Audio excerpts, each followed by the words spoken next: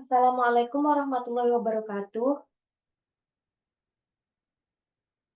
Kami dari kelompok 13 ingin mempresentasikan hasil diskusi kami, yaitu mengenai Paulo Freire. Saya, Sofiana Dwi Astuti, dengan NPM 42, dan rekan saya, Ina Sustiawati dengan NPM 44. Saya Lintang Puspitaningrum, NPM 48. Saya Nisa Amelia, NPM 45. materi yang pertama yaitu A. Biografi Paulo Freire. Paulo Freire adalah tokoh pendidikan yang sangat kontroversial dari Brazil. Nama lengkapnya adalah Paulo Regulus Neves Freire, lahir pada tanggal 19 September 1921. Ayahnya bernama Joaquim Themistocles Freire, yakni seorang polisi militer, dan ibunya bernama Adeltus Neves Freire yang beragama Katolik. Keluarga Freire berasal dari kelas menengah. Pada usia 15 tahun, Paulo Freire berhasil menyelesaikan sekolahnya dengan nilai pas-pasan. Kemudian masuk ke Fakultas Hukum sembari mempelajari filsafat dan psikologi bahasa. Pada tahun 1959, ia meraih gelar doktor dalam bidang sejarah dan filsafat. Awal tahun 1970-an, Freire menjadi konsultan dan akhirnya menjabat sebagai penasehat khusus kantor pendidikan Dewan Gereja Sedunia di Jenewa. Kemudian diangkat menjadi guru besar di Universitas Negeri Campinas dan Universitas Katolik di Sao Paulo tahun 1988. Dia diangkat menjadi Menteri Pendidikan untuk kota Sao Paulo. Kemudian, Freire meninggal dunia dengan meninggalkan warisan berupa komitmen, cinta, dan harapan bagi kaum tertindas di seluruh dunia. Yang selanjutnya yaitu B. Pemikiran filsafat Paulo Freire. Bagi Freire, ada hubungan yang kuat dan menentukan antara filsafat atau dalam arti umum dan secara khusus filsafat manusia dan praktik pendidikan. Dalam kerangka itu, sistematisasi filsafat Freire penting dikedepankan. Yang pertama yaitu realitas dialami manusia sebagai proses. Manusia berarti menjalin hubungan dengan sesama dan dunia. Dengan demikian, manusia berproses dalam ruang dan waktu. Manusia mempunyai dimensi historis, itulah sebabnya manusia tidak hanya terbatas pada suasana alami dan biologi saja, melainkan dapat berperan secara aktif dan kreatif. Yang kedua yaitu hubungan manusia dengan dunia berada dan terjadi dalam kata. Kata merupakan ekspresi dari pikiran. Freire berpandangan bahwa fitrah manusia adalah menjadi subjek, yakni pelaku yang sadar. Dunia adalah sesuatu yang harus digeluti secara kritis dan dengan sikap penuh daya cipta oleh manusia. Yang ketiga yaitu manusia berbeda dengan binatang. Binatang tidak berkarya. Ia hidup dalam keadaan yang tidak dapat mereka lampaui.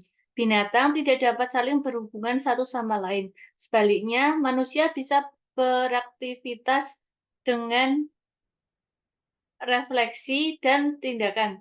Manusia terarah kepada perubahan dunia. Maka, aktivitas manusia berupa teori dan praktis bukan verbalisme atau aktivisme, yang pada hakikatnya adalah penindasan. Yang keempat, ada manusia yang hanya hidup dan tak berhasil atau mengadam.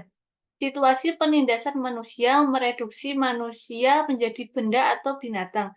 Kaum elit mesti merasa berkewajiban untuk mendoktrin perubahan sosial yang asing, dan masyarakat juga berkewajiban untuk patuh di bawah perintah elit. Dalam istilah Freire, masyarakat mengalami masifikasi. Masyarakat berhasil memasuki sejarah, kemudian dimanipulasi oleh sekelompok elit untuk tidak berpikir dan mudah dikendalikan. Yang kelima, eksistensi manusia adalah tugas praksis.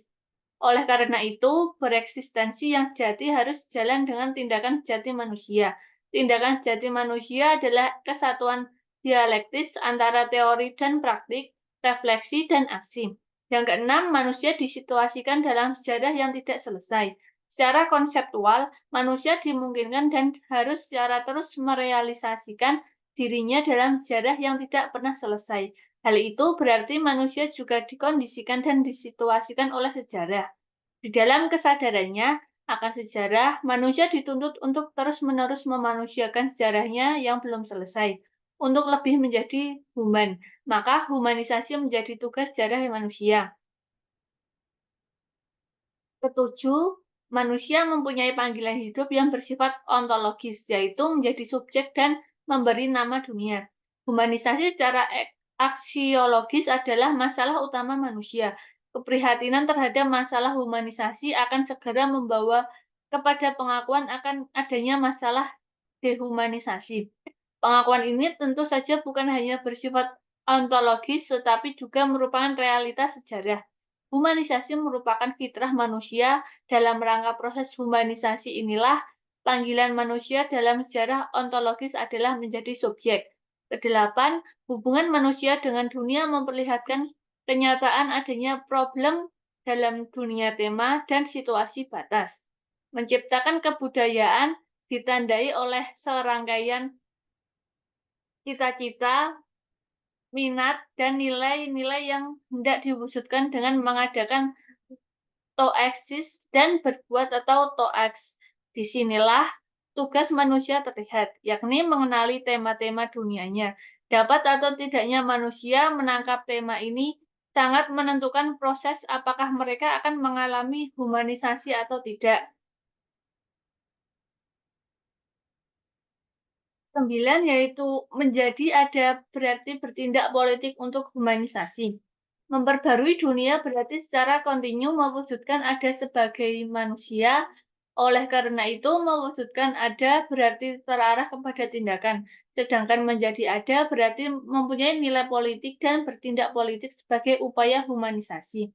Dengan demikian, perumusan teknisnya adalah toeksis, toaks, politiseli. Dengan demikian, setiap tindakan manusia akan berarti atau memiliki arti penting bagi dirinya sendiri dan di lingkungannya.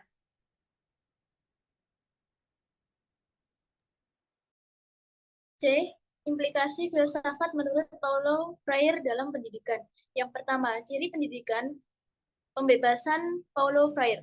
Pendidikan liberal ala Paulo Freire secara filosofis adalah menginginkan pendidikan yang mengacu kepada pengajaran urgensi.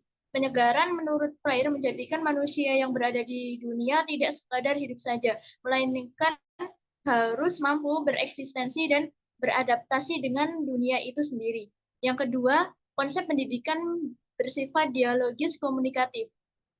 Metode dialogis komunikatif Paulo Freire merupakan pintu masuk menuju pembebasan, di mana adanya tempat yang saling menghargai sebagai sesama manusia.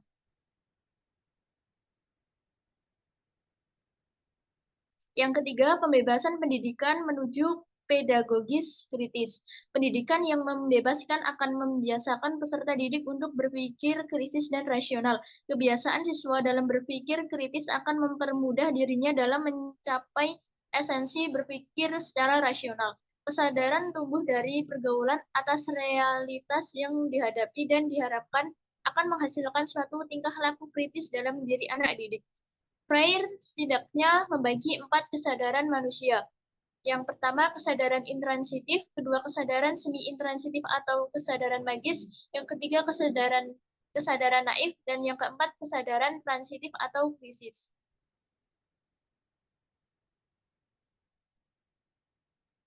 Selanjutnya D. Keterkaitan pemikiran Paulo Freire bagi pendidikan perguruan tinggi di Indonesia. Pada tahun 2020, menurut Badan Pusat Statistik atau BPS, presentasi dan jumlah penduduk buta huruf di Indonesia mencapai 1,71%